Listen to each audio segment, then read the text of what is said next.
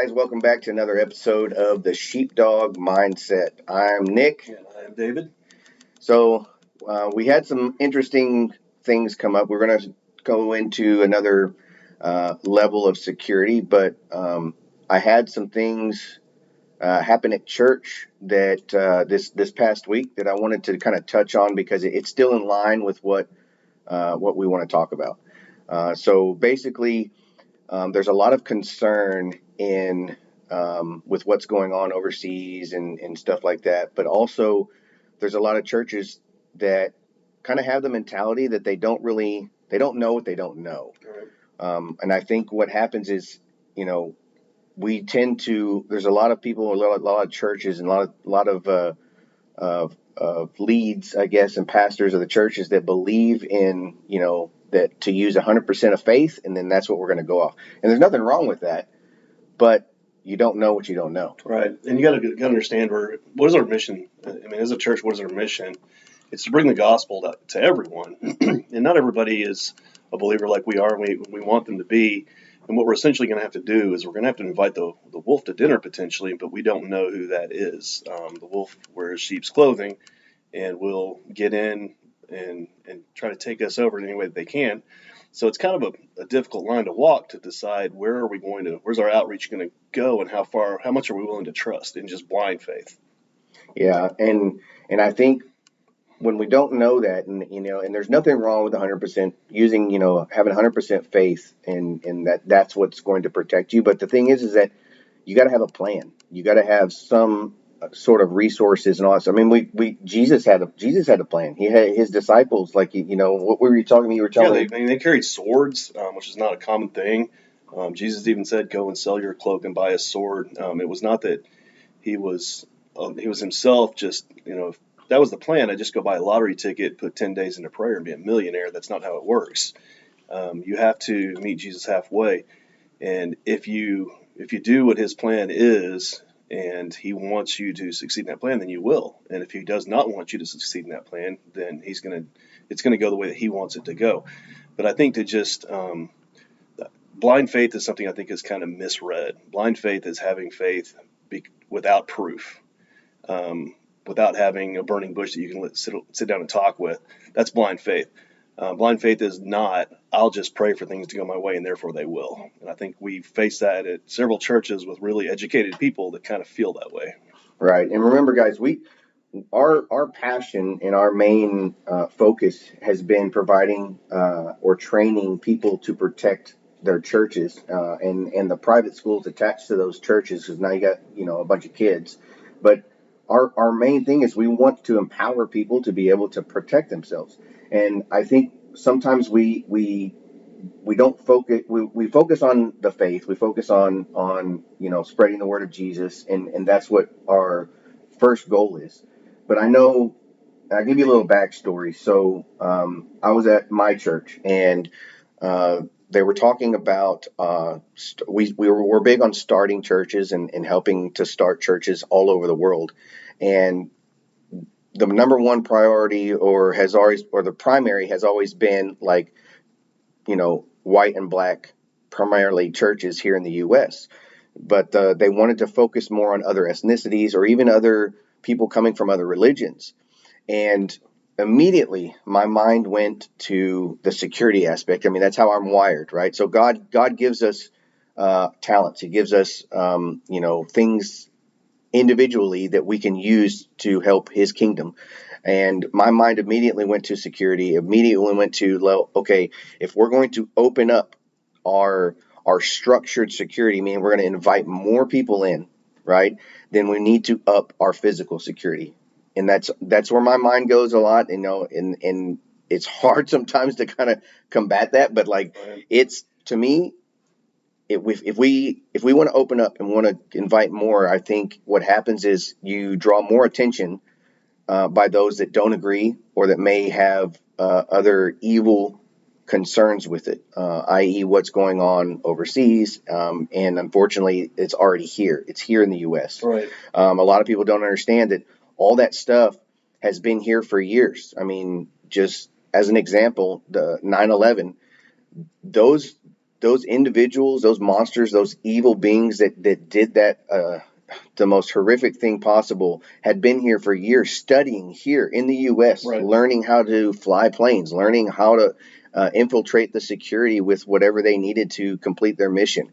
So they're here. They're already here. We Yes. know that they're here. We know that they're in this country. They're in this region. They're all over the place. And I've been to different schools, the explosive schools and things, and talked to experts. And the number one question they have when they go sit down and have coffee together is, why has this not happened yet? So we know that this is already here, and it is a difficult thing to talk about. And like the name of this is the Sheepdog mindset for a reason. This is like-minded people, and this is our mindset.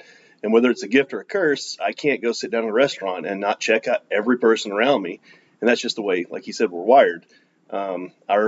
I like to think that people know their passions by pulling out the receipts in their wallet and seeing where they spend their money. And in churches, a lot of budgets are spent making it pretty and buying stained glass and things like that. And that's all well and good. It's nice. But there has to be, unfortunately, there has to be a little bit of effort put into keeping the congregation safe, because ultimately the church will close down if people don't show up, and they don't show up when they feel like they're not safe.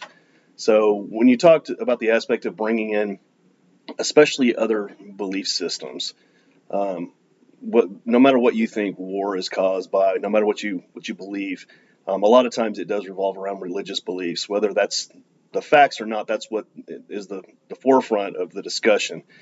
And we're talking about bringing in not just other cultures, but other belief systems. That's kind of scary. For me, at least, it is, because a lot of these, and I don't want to go too deep into the woods on this, but a lot of the belief systems are that, martyrdom is the only way to get to heaven, to their heaven.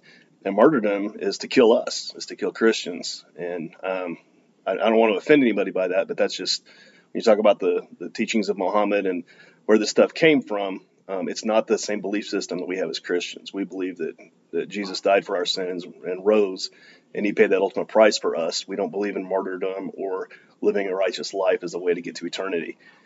So bringing those folks in, it scares me a little. That's an interesting problem. Yeah, and I, to add to that, what you were just saying, we know that, some of these other teachings are very peaceful. The problem is that you have some what we call extremists that take it the total opposite direction of what it was meant for. And everything's left up to interpretation. And unfortunately, when you have no other positive role models, positive things in your life, and a lot of times what you do is you get brought up into into what you are, and what you, or not what you are, but what the environment that you're in. Right. And so then in turn you don't know any better, right? So that kind of brings me back to, and I know we're kind of going off topic for this episode, and it's only because this happened this last week, Right. and I felt in my heart that we needed to talk about it, because I think there are people that have those questions, about, well, we just trust in God, we trust in our faith, and that's what we're going to go on, and understand that, yes, that's 100% correct, but you have to have a plan. You have to have some way of defending yourself and others and the innocent, and because that's what Jesus did. That's what the disciples did. That's what was going on in those times too. You think, we kind of joke sometimes, not joke, but we kind of talk about sometimes, that Jesus's disciples were actually his bodyguards. Right. So when we talk about, in what we do, going through the levels of security, up to level 4 in the state of Texas is a personal protection officer. And that's your job is the pastor, because he's the lead of the church. It's what a lot of people look to. And if someone's going to do damage, they're going to take out the leader. Right. And that's the way it's been for generations. You take out the highest person in order to inflict the most amount of damage with the least amount of action. And I think, not to get too far in the weeds, but in church, we are so quick to welcome, which again is not wrong, but I'm going to welcome and have a plan. I'm going to welcome, and I'm going to, especially if it's somebody that I've never met before. And we talked a little bit about it in episode 1, where we talked about, having somebody come up to a church here in Texas that was wearing a wig and a trench coat, and had a 12-gauge shotgun underneath. And they saw him in the parking lot, but nobody wanted to interact with him out of just, they didn't want to be, offensive. Right. They didn't want to be offensive. So as you're talking, I'm thinking it's not just so not every church is lucky enough to have transplants. You know, they're not to start new churches, but every church has those visitors that come in, registered sex offenders or convicted felons that have done violent things, and we have to ask ourselves the question: how far are we willing to go with that? Because as we mentioned in earlier episodes, the church is a house; it's our home. I would not invite a registered sex offender into my home and put them say, hey, go spend 15 minutes in the bedroom with my stepdaughter. So how far are we willing to go with this? We obviously, they need the chance to be led to Christ like anybody else. But where do we draw that line? This is a very difficult topic, honestly. We've talked about this over breakfast with some other friends and stuff, and I don't have a definite solution for it. I just know what the problem is, and the problem is that they need to have the opportunity to worship, but they also need to have specific rules. Yeah. I can tell you, Wedgwood Baptist Church here in Fort Worth, Texas. I've talked to the organizers of that church, and they have their Google hit. Unfortunately, has to do with a massacre. However, the thing that's most impressive about them for me was their approach to registered sex offenders, and this was 10 plus years ago. They make them come in, self-identify, tell them about their plan, and then they set rules for them. They're like, you're welcome to come here. However, you need to have a handler. And there are actually professional handlers out there that will go to church with you, paid, to make sure that you play by the rules. And a lot of people think that's not fair, but it's also not fair for us to put our children in harm's way. So it's when you talk about people with other faiths and other belief systems, something probably very similar needs to happen. There probably needs to be, for instance, with our group, we have had this issue come up. We have had some people who are questionable as far as what their belief systems are. So we have incorporated a commitment of faith to Jesus Christ as part of the process of becoming one of our officers. And that was our solution. Us being a private group, that was easy to do. In a church, it's a little bit more public. That might be more difficult. So yeah, and that again, that's such a hard thing to do, and we know that. We know that. Being that that's in your mind, that's in the back of your mind to know, I want to be inviting, but I also know there's different aspects to this, and that's why not everybody can be a guard with Sheepdog, with Sheepdog Defense Group protecting churches. A lot of it has to do with having the mindset, and that's the whole thing for this. It's what David was just saying. So you have to have certain people with certain gifts.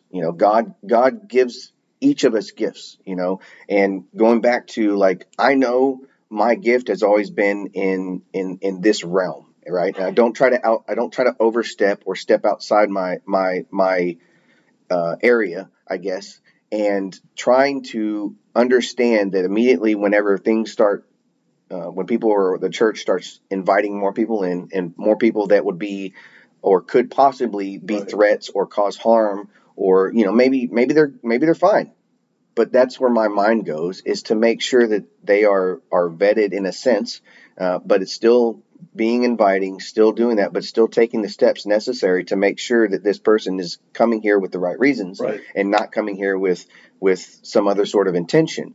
And I think sometimes that we get drawn in, and that's, again, we keep saying it, but it's like that's the hardest thing to do in this type of environment, in a church setting or in a Christian faith-based setting, because we want to lead more people to Jesus. Like, we want to lead more people to God through Jesus, and that's the whole point of what we do. But we also need people that have that mindset, that can see something and kind of get a feeling maybe about it, or kind of get some sort of inclination that something's not right, and then they say something or do something about it to help protect the others in that environment that don't have necessarily that mindset. Right. And I think a part of security in general also has to do with sometimes you just need to shut up and listen. That's a concept that a lot of people understand. But if you do that, as our churches get larger, the problems become more prevalent. And we need to be better listeners, because if you're really doing what you're supposed to be doing, you're going to find out these problems, and you're going to find out about people a lot quicker if you just listen to what they have to say. Yeah. That's a pretty common problem that we see, I would say, in churches is people want to get up and they have their agenda, and we want to get home before the Cowboys start or whatever, and we want to speak really quick and fast and move on. Well, maybe if we just stopped and listen and read somebody's body language, that they might be suffering, and it might be okay to spend an extra 15 minutes with that person to talk to them. You'd be surprised what people will actually tell you if you just give them the opportunity to vent it out to you and let you know. And the beauty of it is sometimes those are the people that I like to say God plays chess. He put them in front of you for a reason on that day, and that reason is this is your opportunity. So do you have a problem or do you have an opportunity? I don't believe in problems. I believe in opportunities. And if you don't, if something is presented to you as a problem, it's a way for you to fix something that might be God whispering in your ear and saying, hey, I put you here because you're my servant. You're the one I want to fix this problem for me. So we need to keep our ears open and our mouths shut sometimes. Yeah, absolutely, absolutely. And I know, for those that, and again, there's that hard part, right? There's where's the gray area? Where's that fine line that we need to kind of, tiptoe back and forth on to make sure we're not being too overbearing, right? Or too much, but also being inviting and also still trying to reach people and get them to see and believe, what we do, in that Jesus is the way to true faith and to the Christian faith, but also it's our way to heaven. It's our ticket, and we want everybody to understand that. And the hard part with not having a plan is sometimes the disruptions that evil is going to make, because we should all know and understand that the closer we get to God, the louder the devil is going to be. 100%. We've seen it full force, even in this industry and doing what we do. We have seen it he has shown his nasty head so many times. And the more that we have good things going and the more people we are reaching, the more people we are helping, the louder he gets. Right. Yep. But we have to understand that our mission, we got to stay focused and not to get distracted. And that's our passion. Our passion is to take care of those distractions so that those that don't have that ability or don't have that mindset can focus on what they need to focus on. Right. How many times have you told me that on the phone? I vent to Nick and several others about things that are going on in my life and troubles and things. And Nick and several others have told me, hey, that should be a blessing to you. We're supposed to rejoice in our trials. That as a kid, that sounded weird, but now I get it. It was, we're disrupting evil. And when you disrupt evil, evil fights back. So if we're not feeling evil fighting back, we're probably not doing good enough. It's funny when you started talking about that. I started thinking about the last time you told me that was probably a week ago, which is, hey man, just take a breath. It's because we're doing what's right. And I do believe that. So that's a good point. Yeah. And that, and because I go back to, because it happens every day. And I think if we focus on the bad, we're going to see the bad a lot more often. Right. So if we stay the path and we keep doing what we're doing and we focus on what's important, which is protecting the church, protecting the people in the church, our families, our loved ones, our friends, the Christian faith in general. And if we focus on doing what we know is our passion and what we are strong at, and I believe what God has called us to do, then we can allow more people to continue to come to Jesus or come to the Christian faith in general and believe in God through Jesus and understand what all of that means. And the only way to do that is to reduce the amount of distraction so that they can actually hear. Right. Because just like us, sometimes, in what we do is listening to others, but we also want to make sure that those others are listening to the message. Right.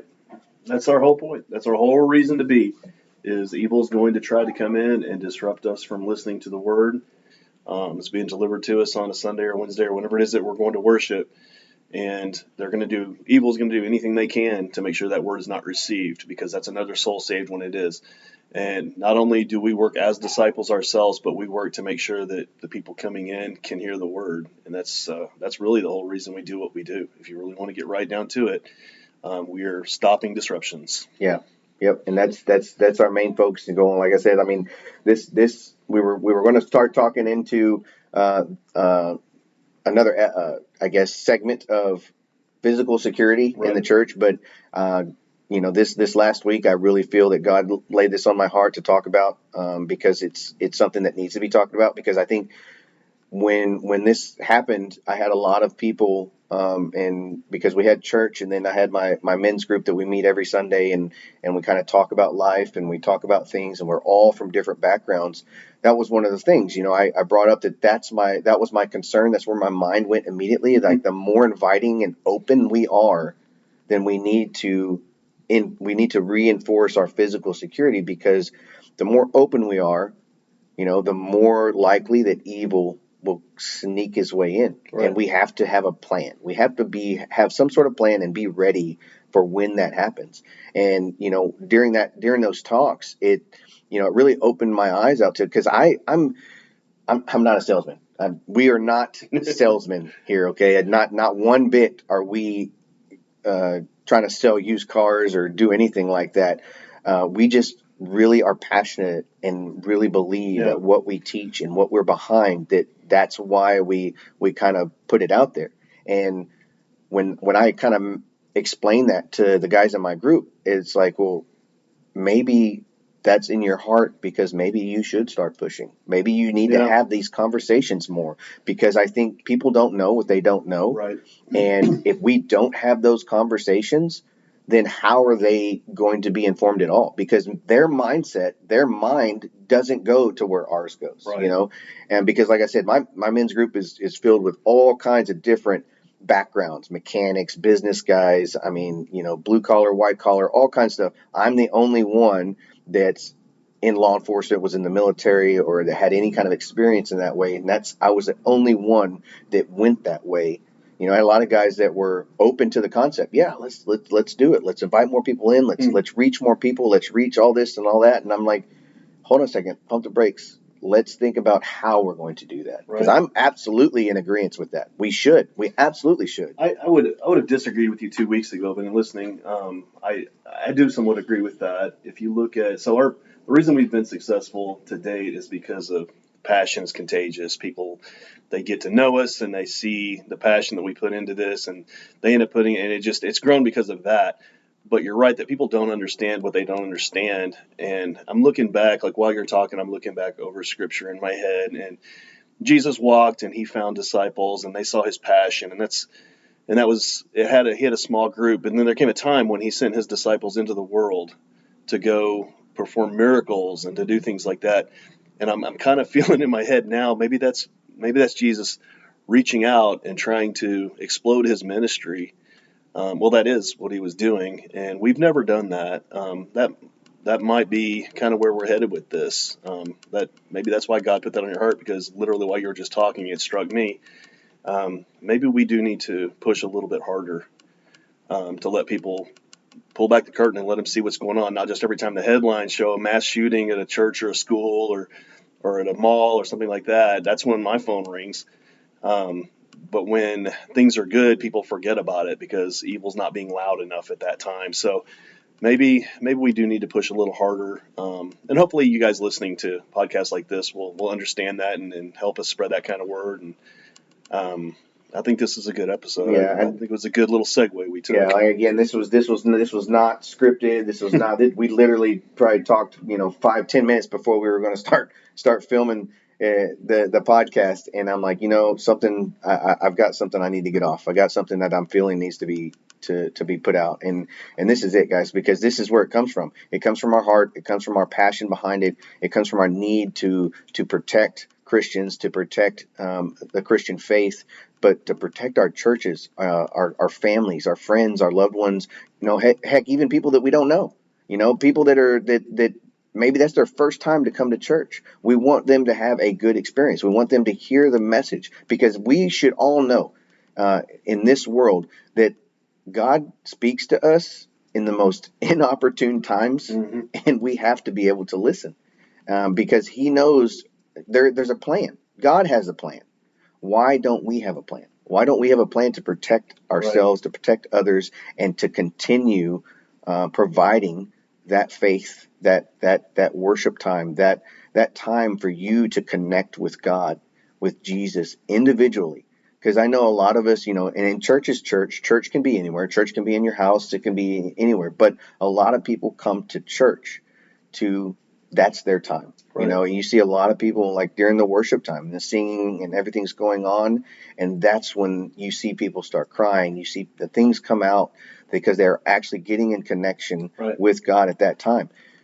My passion and my goal is to protect that important time Right. between that person and Jesus and God, and create a safe environment that they want to continue to come back to vent, to tell him everything, to express everything, for him to speak back Right. and know that he is there. That passion that we feel about doing this, they need to feel that passion about going to church and worshiping with others. And there's a lot of scriptural backing to meeting in a church where the two or more are gathered, and those things.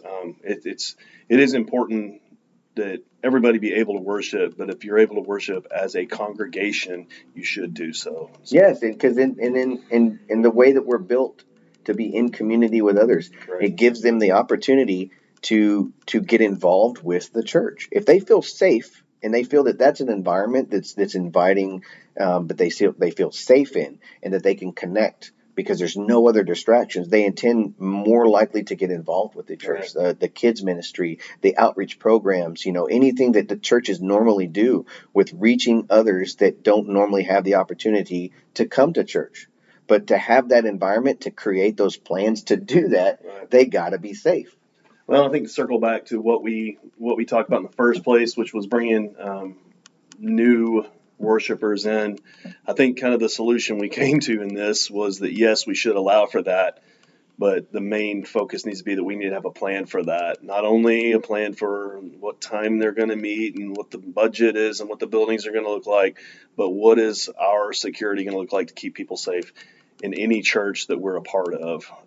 It's yes, I think we bringing these new churches is absolutely God's plan. Just our plan should also involve making sure that people stay safe in those environments. Yep, 100%, 100%.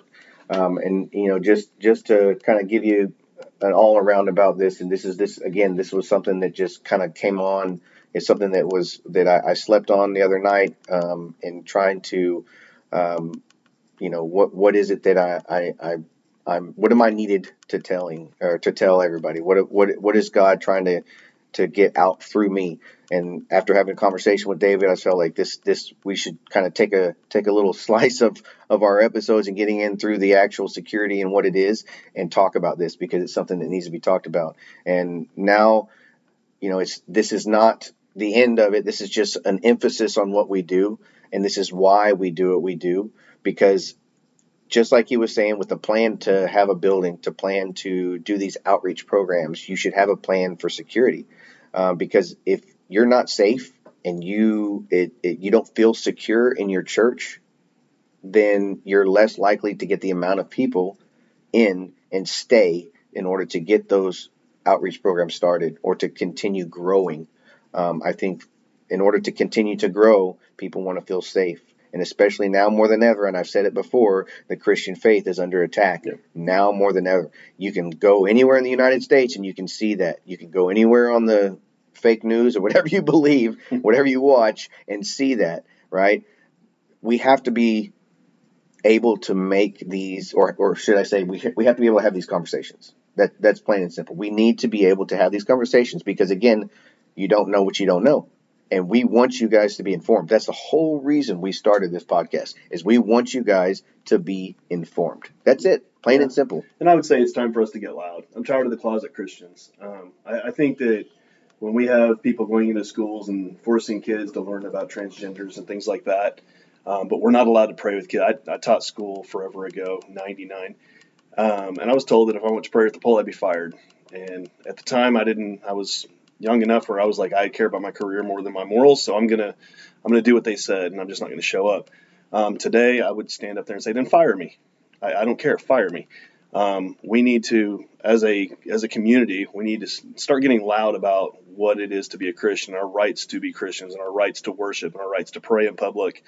And I think that's important. That's probably a whole other episode, so I don't want to get too far into the weeds on that.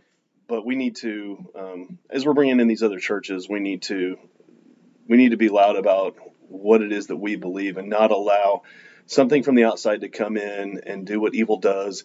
And they're not going to come in and take over quickly. It's going to be a slow burn, is what I feel. I feel like they would come in and they would slowly take a little bit away, because that's what Satan does. Is he comes in and I told my kids, if you think about what Satan looks like, you probably have a picture of what you saw in the Bugs Bunny cartoons, where he's 15 feet tall, he's red, and he's got, carries a trident, and he's got a forked tail. I have a very different picture of Satan in my mind. I picture a very frail old man who can barely walk, carrying a little sack of tricks over his shoulder, and that's all he can do, is he can make you make bad decisions. He's not going to come in and materialize and crush you like an ant. He's going to come in and make you crush yourself. So I think we need to be a little bit louder and stop allowing this slow boil. And if that's what's happening, if these other churches are getting planted and they're starting, and that's Satan's way to come in, that's another planning thing. Just plan for that. Plan to have your rules, have your security aspects, if you want to call it security, set up, and we can't necessarily change the world, but one day at a time. But we're not going to allow the world to come in and change us. Yeah. Yeah. So. Yeah, and I think that's a good spot to kind of wrap this up. I mean, we could literally keep going on, but I feel like we're just saying the same things over and over. It's because, I mean, that's how passionate we are about it. I mean, it's something that we want to make sure that people hear and understand. This isn't us trying to pitch anybody anything. This is us trying to get the information out there. Now, we absolutely, have been blessed to be able to have what we have in the companies that we have in order to help train and teach others to secure their churches, their private schools, and all that stuff. So that's absolutely, I mean, it's like you said before in the previous episode, this is a turnkey program with Sheepdog Defense Group, and we will, absolutely, if you are willing to change your view on some of this stuff and understand that it's okay to take those steps to protect your church, we can absolutely help you with that. Yeah. So really, to wrap things up, we're gonna post more details. I know we keep saying our emails and all that stuff, but now that I'm figuring out this technology thing, I'm starting to be able to put some of that information on the screens and all that stuff. Right. So you guys, all the information, emails, websites, we're on Facebook, Instagram, all that stuff. Sheepdog Defense Group, with Sheepdog Pack Training Company. I mean, all that stuff that we talk about, the stuff that we've done. There's videos on there, some of our training, there's all kinds of information, but there's also emails attached that you can contact us if you have any other concerns or interests, or just questions in general about what we're talking about here today on this episode. Yeah. Feel free to reach out for whatever reason, right? Because we're open to that. And we're open to anything you have to say too. Yeah. We've had raise the mics, lower the mics, stop speaking Spanish, whatever it is. Go ahead and throw that out there, and this will just get better and better. Hit that subscribe button. And we will see you next time with our next topic. Absolutely. Hey, stay tuned for more episodes to come. Again, the next episode, we're going to go back on the structure of security. So we started with the outside in episode 2. We're going to work our way into the internal stuff, right. Maybe door security locks, all that stuff, or what we need to look for, how to respond, all that stuff. We'll get into that in the next episode. So again, like always, you guys keep training, keep fighting, keep working, stay safe. See you next time. All right.